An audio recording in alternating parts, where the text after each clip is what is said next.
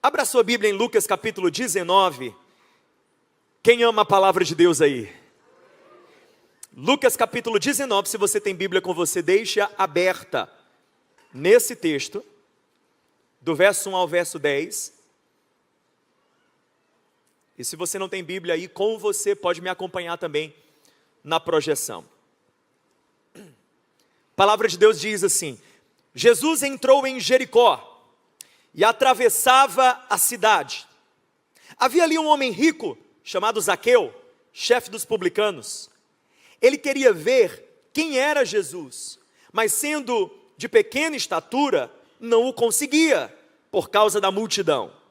Assim, correu adiante e subiu numa figueira brava para vê-lo, pois Jesus ia passar por ali. Quando Jesus chegou àquele lugar, olhou para cima e lhe disse: Zaqueu, desça depressa, eu quero ficar em sua casa hoje. Então ele desceu rapidamente e o recebeu com alegria. Eu faço um parênteses: Jesus é que se autoconvida para a casa da pessoa. E é interessante porque tem irmãos que pensam que tem essa unção aqui. Eu não sei se você tem amigos assim, que eles têm essa graça do autoconvite. Mandam mensagem para você e falam assim: já estou aqui na tua casa. Mas eu ainda nem cheguei, tem problema não, liga para a portaria e me libera, eu estou subindo. Já sei o andar, já sei o apartamento, conhece gente assim, talvez você seja assim. Não é verdade? Pronto, tem base bíblica. Quando alguém questionar, um amigo seu questionar você, você diz: ó, Jesus se autoconvidou para a casa de Zaqueu. A Bíblia continua e diz assim: todo o povo viu isso e começou a se queixar. Ele se hospedou na casa de um pecador. Mas Zaqueu levantou-se e disse ao Senhor: olha, Senhor, estou dando a metade dos meus bens aos pobres. E se de alguém eu extorquir alguma coisa, devolverei 4 vezes. Ele decide dar metade dos seus bens. Ele decide restituir aqueles que ele havia lesado. Existe aqui uma mudança, uma transformação que não é teórica. Ela é comprovada por atitudes, por atos. E por isso, versículo 9, a Bíblia diz: Jesus lhe disse: hoje houve salvação nesta casa, porque este homem também é filho de Abraão. Escute, quando Deus passa a ser o Senhor do nosso bolso, me parece de que é um bom sinal de que Ele se tornou Senhor da nossa vida inteira. Quando Zaqueu decide doar o que tem, Jesus exclama: houve salvação nesta casa. Porque às vezes a última coisa a se converter na nossa vida é o que nós temos. Mas quando a gente tem um encontro poderoso e especial com Jesus, nenhuma área da nossa vida fica de fora. Ele passa a ser o Senhor de todas as áreas, de cada aspecto, de cada dimensão do nosso ser. Tudo se torna algo debaixo do governo dele. E o texto encerra com o versículo 10, que eu quero que você leia comigo, todos juntos. 3, 2, 1. Pois o Filho do Homem veio buscar e salvar o que estava perdido. Você pode dar um glória a Deus por isso?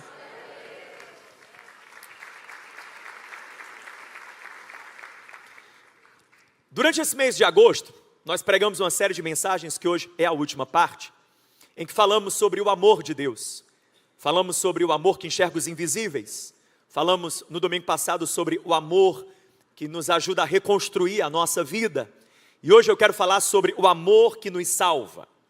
Há um encontro aqui em Lucas 19, um dos mais extraordinários da Bíblia, em que o amor salvador de Deus muda a vida de alguém. Esse alguém é Zaqueu. E eu quero propor para você que Zaqueu não é apenas uma biografia antiga, um homem que viveu há séculos, milênios atrás, na verdade, e que não tem qualquer ligação ou relevância para a gente. Não. Zaqueu sou eu, Zaqueu é você. Zaqueu é um espelho da condição humana. Se não vejamos, primeiro, em Zaqueu eu enxergo alguém, olha isso, que conquistou sucesso, mas no processo vendeu a alma. Quantas vezes esse é o caminho do ser humano? O nosso caminho. Por exemplo, o texto vai dizer aqui no versículo 1 que Zaqueu era chefe dos publicanos. O que eram os publicanos? O publicano era um judeu contratado por Roma para cobrar imposto dos romanos, ou melhor, dos judeus. Então, eles eram tidos como judeus traidores. Eles eram judeus que se venderam ao Estado romano. Eles venderam os seus princípios, venderam os seus valores. Eles trocaram a lealdade ao seu povo pela lealdade a Roma. E a Bíblia vai dizer que esse Zaqueu se tornou, dentre os publicanos, um chefe, um líder. Ele conquistou dinheiro, sim. Ele conquistou status, posição social privilegiada, sim. Mas a que custo? Ele vendeu sua alma. Ele vendeu seu caráter. Isso me lembra as palavras de Jesus, quando ele disse que aproveita ao homem ganhar o mundo inteiro e perder a sua alma. De maneira que o que fica para mim de lição é que a pergunta não é o que você está disposto a conquistar, olha bem isso, mas o que você não está disposto a perder no processo. O que distingue uma pessoa grande não é o que ela deseja conquistar. Ter metas grandes, ter grandes ambições, ter grandes alvos. Isso daí, querido, qualquer pessoa com um pouco de vontade de realização tem. O que destaca alguém da maioria, da média, do comum, não é aquilo que quer conquistar, mas aquilo que ele ou ela não está disposto a perder no caminho. Eu tenho sonhos, mas eu não quero perder a minha família no caminho. Eu tenho alvos, mas eu não quero perder os meus filhos no caminho. Eu quero romper profissionalmente, mas eu não quero perder a minha paz no caminho, o meu equilíbrio no caminho. Fale para mim o que você está disposto a sacrificar, e eu digo para você o teu tamanho, espiritualmente falando. Eu quero fazer uma pergunta, guarde isso. Se está custando sua família, se está custando a tua paz, se está custando o teu equilíbrio, se está custando a tua vida espiritual, quando é que a ficha vai cair para você que está saindo caro demais? Zaqueu, você acha que é uma história antiga? Ou é a nossa história? Segundo, eu vejo na vida desse homem, olha isso aqui, igreja. Um homem que foi aplaudido pelos de fora, rejeitado pelos de dentro. Que dicotomia dolorosa. Porque, enquanto chefe dos publicanos, ele era útil para os romanos. Ele era útil para aquele grupo de cobradores de impostos. Como chefe, ele era reconhecido. No âmbito profissional dele, no segmento dele, ele tinha destaque. Aplaudido pelos de fora, mas não respeitado, não amado pelos de dentro. Esse é um problema do nosso tempo. Nós queremos ser um sucesso da porta para fora, e às vezes aceitamos ser um fracasso da porta para dentro. A gente fica, se contorcendo todo, se esforçando ao máximo, para arrancar o aplauso de gente que nos conhece de longe, querendo as palmas, o reconhecimento de quem conhece o nosso arroba, mas quem vê o nosso feed não vê a nossa vida, e a gente aceita, a gente se acomoda, a gente diz está tudo bem, não ter o respeito daqueles que dividem o teto com a gente, a mesa do café da manhã. Meu irmão, não tem tesouro maior do que a gente ser respeitado por aqueles que mais nos conhecem. Aliás, essa é uma das definições mais extraordinárias que eu já encontrei sobre sucesso. Andy Stanley escreve assim: sucesso é você ser respeitado por aqueles que mais te conhecem. Aqueles que sabem de você de pertinho. E que podem dizer assim: uau, que ser humano, que pessoa, que coração. Porque o resto, irmão, é adorno, é apetrecho, que a gente tem por enquanto, e nada disso levaremos conosco para a eternidade. Quem entende o que eu estou pregando aqui? Eu vou supor que o silêncio é sinônimo de reflexão. Terceiro, Zaqueu é um espelho da alma humana. Por quê? Porque ele foi grande diante dos homens, olha isso, mas pequeno demais para ver a Deus. A Bíblia vai dizer que ele era de baixa estatura, ele era rico, chefe dos publicanos, mas versículo 3 diz que ele queria ver quem era Jesus, mas sendo de pequena estatura, não o conseguia. Ele era baixinho, e a estatura pequena aqui é física mesmo, mas ela é simbólica da nossa pequenez espiritual. Porque a Bíblia vai dizer que nenhum de nós tem tamanho grande o suficiente para por nós mesmos vermos a Deus. Romanos 3, versículo 23, todos pecaram e destituídos estão da glória de Deus. Não tem ninguém que possa alcançar a Deus por mérito próprio. Não tem ninguém que possa bater no peito e falar, eu tenho créditos suficientes, eu tenho estrelinhas suficientes. Não, meu irmão, eu tenho uma nota boa, o suficiente com Deus. Eu posso enxergá-lo por mim mesmo. Não, todos nós, a semelhança de Zaqueu, somos curtos demais, pequenos demais, para por nós mesmos vermos a Deus. Mas graças a Deus, que Jesus Cristo sempre dá um ponto de acesso para quem deseja conhecer a Deus. Mas sabe o que eu vejo aqui nessa história? É que apesar de todos esses problemas, dessas contradições na vida dele, há duas atitudes que geram uma mudança, uma virada na história desse homem. Duas atitudes. A primeira, fale comigo, subir. A segunda, fale comigo, descer. Porque a Bíblia diz no verso 4, que assim correu adiante e ele subiu numa figueira brava para vê-lo, pois Jesus ia passar por ali. E aqui eu quero que você entenda um princípio espiritual. Na maioria dos casos nos evangelhos, pessoas que receberam um milagre, uma visitação de Deus, que foram ministradas poderosamente por Jesus, elas tiveram algo que eu vou chamar de atitude espiritual. Fale comigo, atitude. Atitude espiritual. Elas fizeram alguma coisa, elas se moveram, elas se anteciparam, elas se posicionaram. Veja que Jesus ia passar por ali, daí o Zaqueu se antecipa, sobe na árvore, já que ele era pequeno demais, ele sobe na árvore para ver Jesus. Escute uma coisa, ele deu o jeito dele de se posicionar para ser visto, ou pelo menos para que ele pudesse ver Jesus. Mas não é só ele. Quantos casos a gente pode aqui citar nos evangelhos? Por exemplo, a mulher do fluxo de sangue. A Bíblia diz, há 12 anos, uma mulher, ela tinha um problema de fluxo de sangue, e Jesus estava, fale comigo, passando. Jesus estava o quê?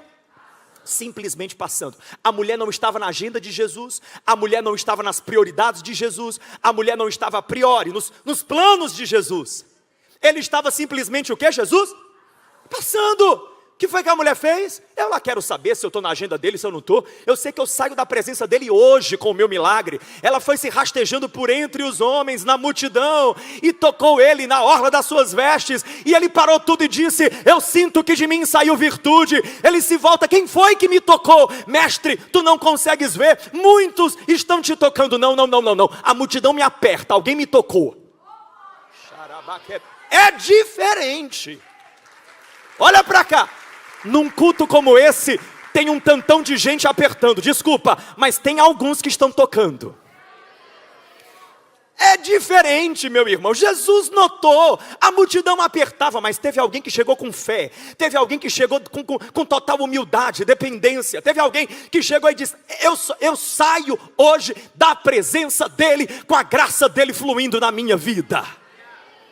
Ela teve uma atitude espiritual, sim ou não? Ela teve uma atitude espiritual. Ah, foi só no caso dela, pastor. Foi não. A Bíblia vai falar de um cego chamado cego de Jericó. Por que o nome dele é esse, cego de Jericó? Você já pode deduzir. Ele era lá da cidade de Jericó. Jesus estava o quê? Jesus estava o quê? O cego não estava na agenda de Jesus, o cego não estava nos planos de Jesus, o cego não era uma prioridade para Jesus, mas o cego começou a clamar, começou a gritar. Afinal de contas ele era cego, ele não podia ver, mas ele não era o quê? Ele podia falar. Eu uso o que eu tenho, meu irmão, eu uso o que eu tenho. Tem alguém já entendendo o que eu estou pregando aqui? A Bíblia diz que aquele homem que não podia ver, mas que podia falar, começa a gritar: Jesus, filho de Davi, tem misericórdia de mim. Jesus, filho de Davi, tem misericórdia de mim. Me ajuda, igreja. Jesus, filho de Davi, tem misericórdia. Jesus parou tudo e disse: manda chamá-lo. Os discípulos tentaram calar o homem. A comitiva, a caravana que seguia com Jesus, tentou abafar o grito do homem. Mas Jesus para tudo e diz: mande chamá-lo.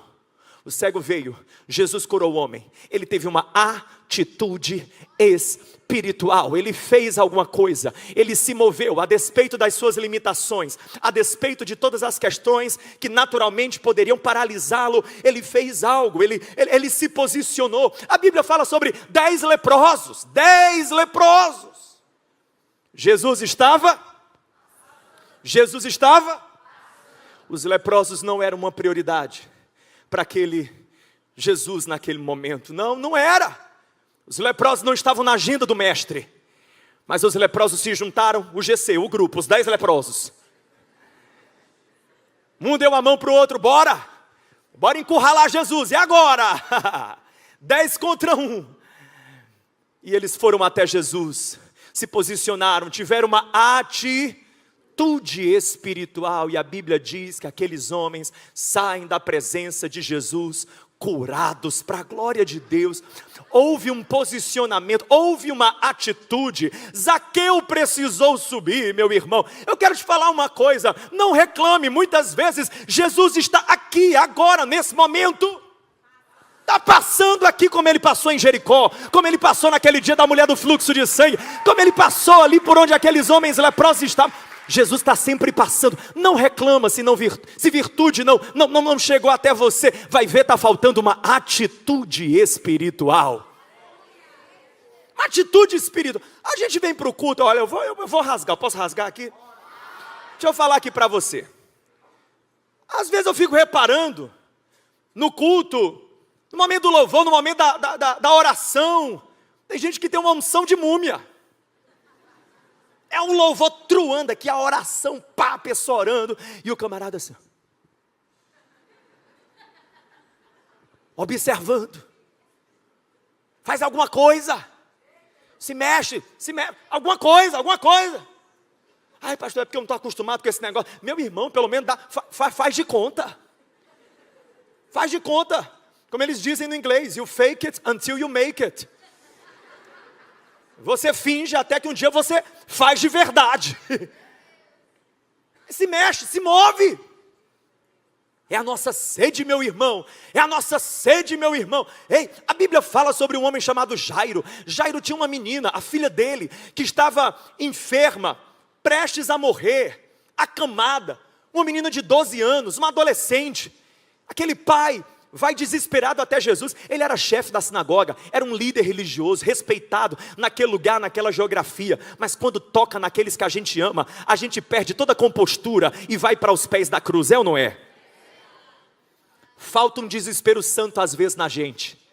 Por isso que, vez por outra, o Senhor permite que os ventos da tribulação atinjam o nosso barco, para a gente ir com fome para a presença dEle, reconhecendo que sem Ele a gente não é nada.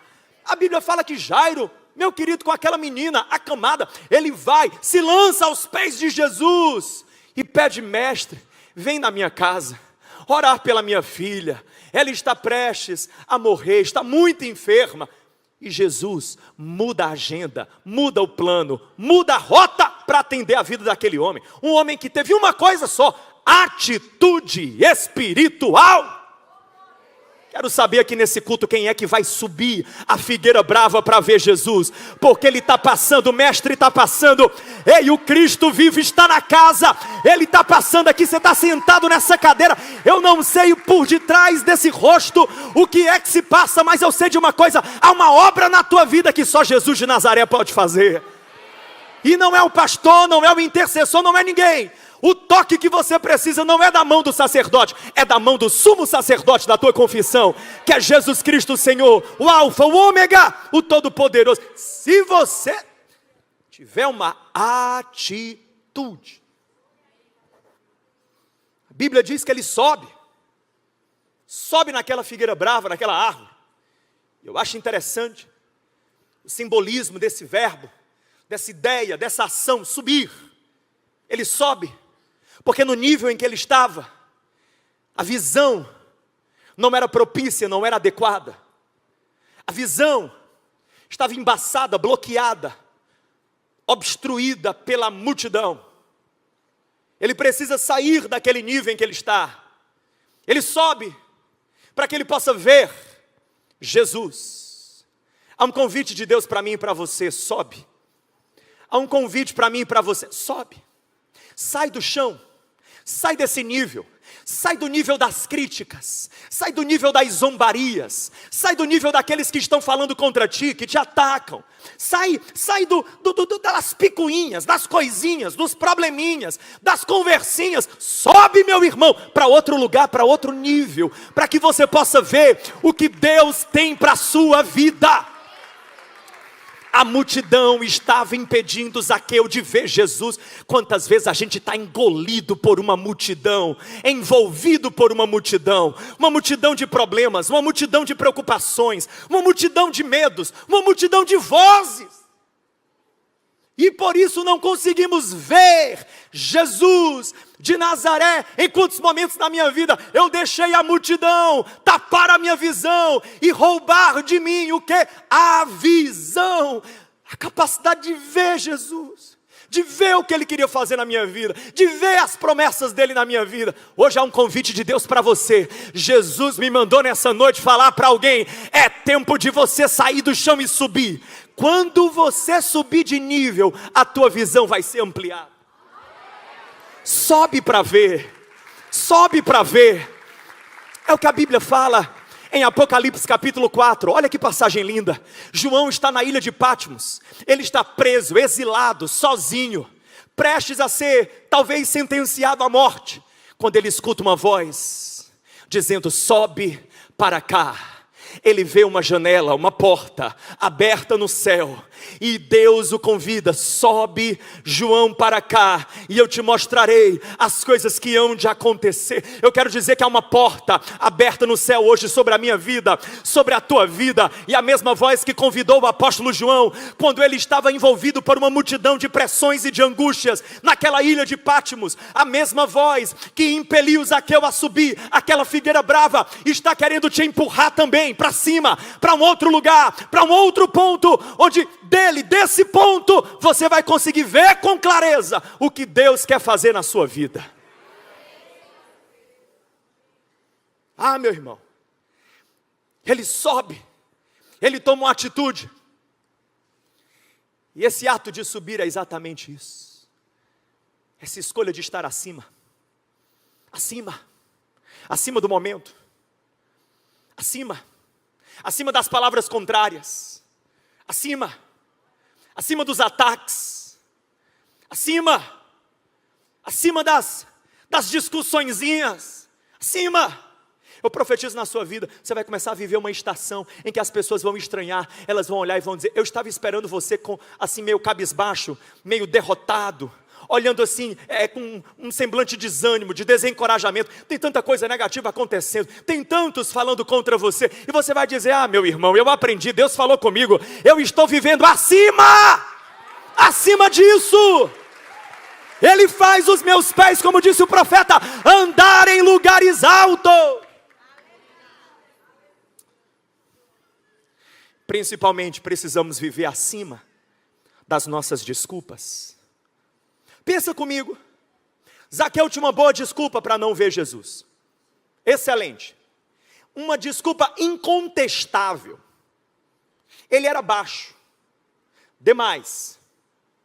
Isso significa que não adiantaria, por exemplo, você falar para ele: não, Zaqueu, é só impressão tua, coisa da tua cabeça, tu não é tão baixo assim. O espelho falava isso para ele, não é? Não, Zaqueu, é uma questão de projeção. É uma questão assim, uma autoimagem distorcida que você tem. Não, não, não, não.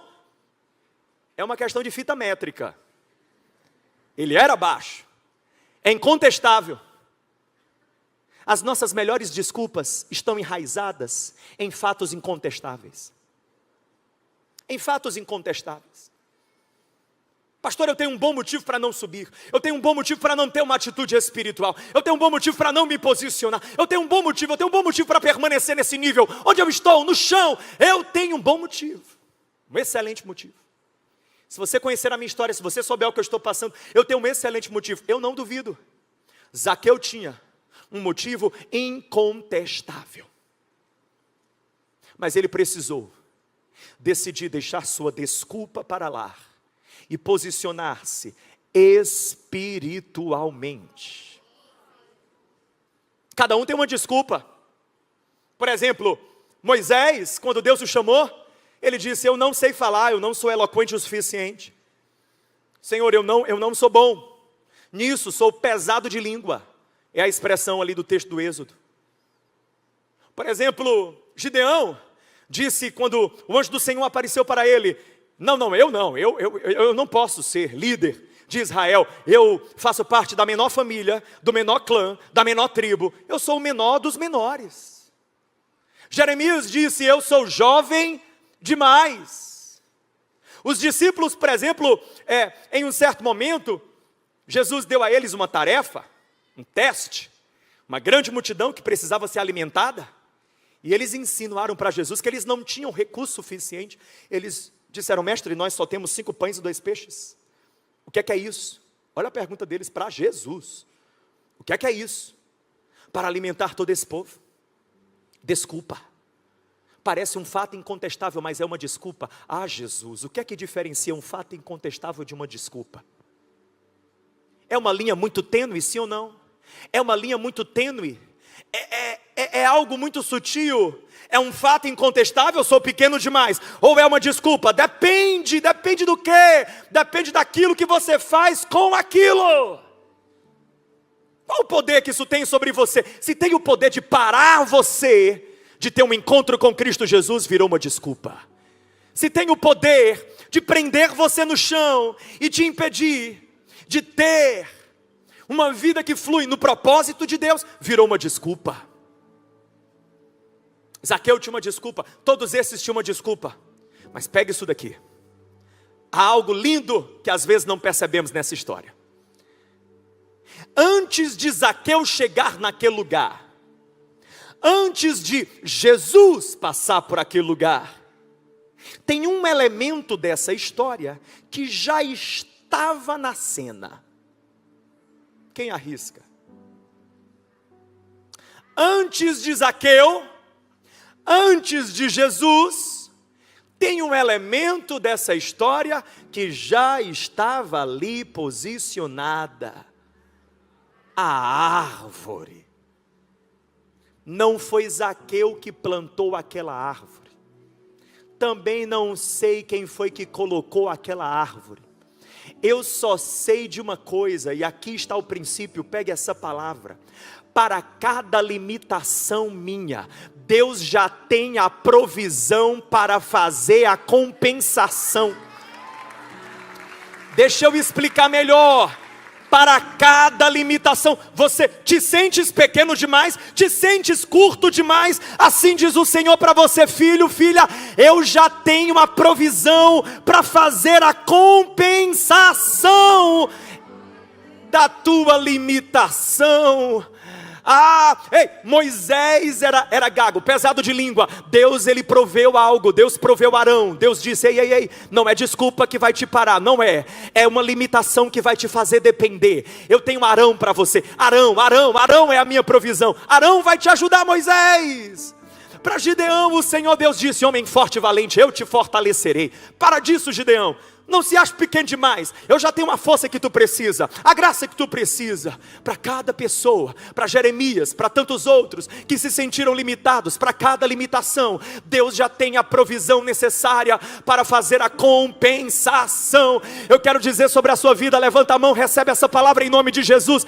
Essa noite você veio a esse lugar para escutar o céu te dizendo: eu já tenho a provisão para compensar a tua limitação. Te sentes fraco, eu já tenho uma força que compensa. Te sentes perdido, eu já tenho uma sabedoria que compensa. Te sentes inexperiente, eu já tenho a graça que você precisa. Toda graça, toda força, todo ânimo, toda unção, toda direção que você precisa, Ele já providenciou. Ele já providenciou. Aleluia! Posso ir mais fundo com você? Pois eu quero dizer para você que Ele já providenciou mesmo. Porque aquela árvore na qual Zaqueu subiu para ver Jesus, não é outra coisa senão um símbolo do madeiro que foi plantado no Monte Calvário. Um dia alguém subiu no madeiro em nosso lugar, para que eu e você pudéssemos sempre subir, a despeito da nossa pequenez, e contemplar o Senhor Deus. Foi Jesus. Jesus subiu no madeiro que foi colocado no Monte Calvário. Deus já proveu, meu irmão. Guarde essa palavra. Qualquer que seja a limitação, qualquer que seja, jamais transforme-a em desculpa para não atender o chamado de Deus. Suas limitações não são motivo para desanimar, são razão para depender de Deus. Só isso. Tenha uma atitude espiritual. Hoje faça o que você nunca fez. Zaqueu nunca tinha provavelmente subido em uma árvore. Ele era um homem importante. Isso é coisa de criança, é coisa de moleque. É a criançada que sobe em árvore. Um homem como ele, um CEO, um chefe de quadrilha, que é isso que ele era. Ele estava mais para chefe de quadrilha. Não sobe em árvore. Ele fez o que ele nunca fez.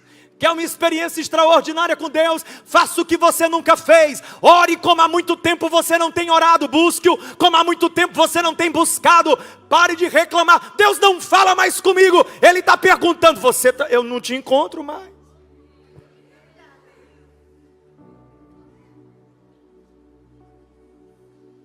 Ele não apenas subiu, mas também ele desceu. Agora, a convite de Jesus, porque a Bíblia diz, versículo de número 5, que quando Jesus chegou àquele lugar, olhou, louvado seja o nome do Senhor, que nos olha, nos percebe, nos nota, no meio de uma multidão. Ele olha e Ele percebe você. Deus nunca trabalha no atacado. No meio de uma massa, Ele ainda continua trabalhando no individual. Olhou para Zaqueu e disse: Zaqueu, desça depressa, quero ficar em sua casa hoje. Zaqueu, chamou pelo nome. Zaqueu.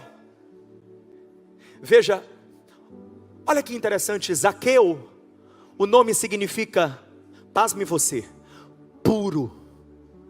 Esse é o significado do nome Zaqueu, puro. Você sabe que na cultura judaica, os pais dão nome aos filhos, na tentativa de profetizar sobre eles, quem eles se tornarão. Provavelmente esse pai e essa mãe, quando conceberam Zaqueu, tentaram profetizar: será um homem reto, será um homem justo, será um homem puro. Mas o puro se estragou com as escolhas que tomou, se tornou impuro. O puro perdeu sua essência, o puro perdeu seu propósito, o puro perdeu seu chamamento. O puro perdeu o desígnio que era sobre ele. Mas quando Jesus o chama, não o chama pela função, não diz: desce daí, chefe dos publicanos. Ele diz: Zaqueu. Ele grita: puro. Ele chama de puro aquele que todos já tinham rotulado como impuro. Porque eu aprendi uma coisa sobre o meu Deus: Ele não me chama de acordo com o meu passado, Ele me chama de acordo com o meu futuro. Eu aprendi uma coisa sobre o meu Deus: o diabo, conhecendo o meu nome, me chama pelo meu pecado. Deus, conhecendo os meus pecados, me chama pelo meu nome. É hora de você dar um glória a Jesus aí melhor. É hora de você adorar a Deus o quanto você puder. Será que você pode tirar 5 segundos para adorar o nome do Senhor?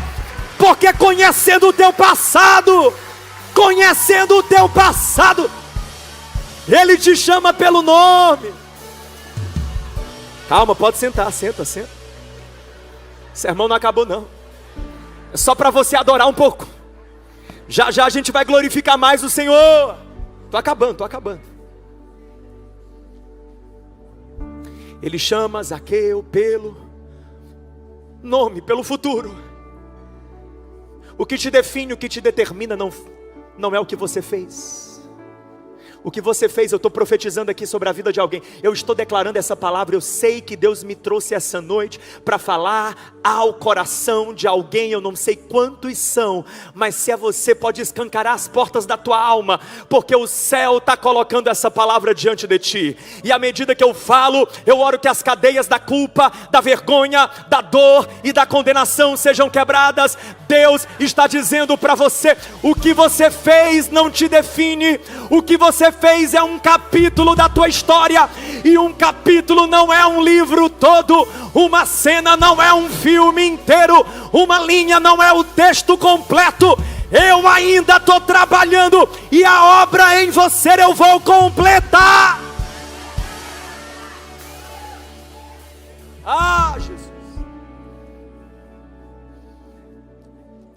Jesus diz para ele: desce depressa.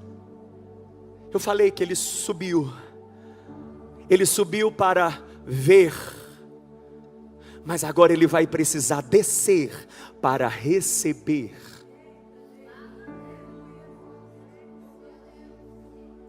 A sequência do texto é: primeiro Zaqueu desce, depois Jesus vai entrar na sua casa. Zaqueu desce, Jesus entra. Zaqueu desce, Jesus entra. Zaqueu desce, Jesus só entra na vida do homem que primeiro já desceu. Há um descer que cabe a mim e a você. Descer de onde? Descer da nossa arrogância, descer da nossa prepotência, descer do nosso orgulho, descer dos nossos achismos. Eu acho, eu penso, a vida é minha, eu sou dono do meu próprio caminho, minha vida, minhas regras. Descer da nossa autossuficiência. Eu me basto, eu dou conta do recado. Descer da nossa soberba, da nossa altivez. Eu quero que você entenda algo que a Bíblia nos ensina.